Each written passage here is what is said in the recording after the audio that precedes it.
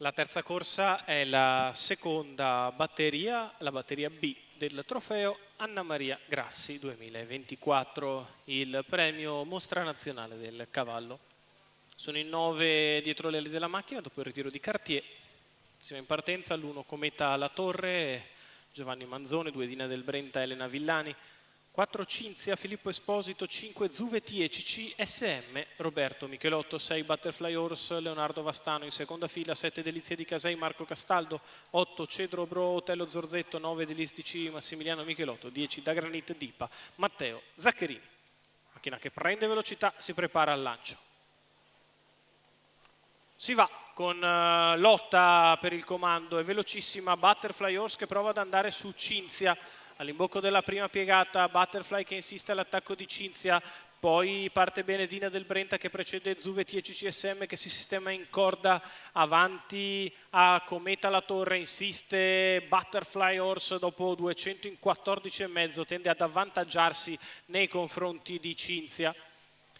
Butterfly al comando, Cinzia in seconda posizione che precede Dina del Brenta,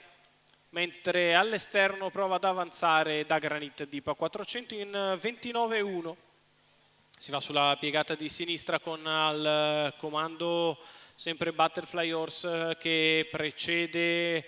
nell'azione Cinzia, di fuori Da Granit Dipa con in scia Zuvetie CCSM che va a fare la seconda pariglia, terza in corda e Dina del Brenta, 44,7 per i primi 600 metri di corsa. Va via bella spedita al comando Butterfly Horse che la fa pesare a quelli all'esterno, 59,5 per i primi 800 metri di gara.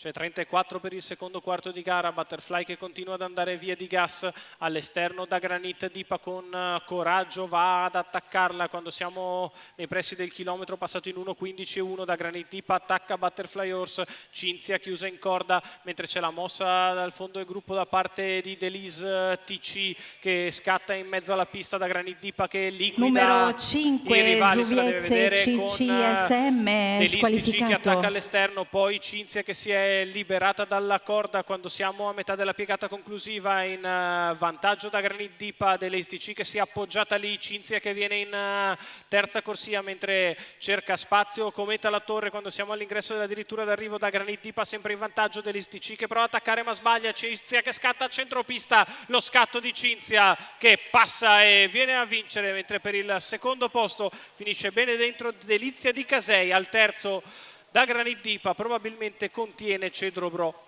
33 ad arrivare, 1,15,4 ragguaglio cronometrico per il successo di Filippo Esposito in salchi a Cinzia, Vincenzo Venezia al training alla portacolori della scuderia Spallina che vince con ottimo sprint a centropista, c'è il giallo della giuria, quindi tutto da verificare per l'ordine d'arrivo che in maniera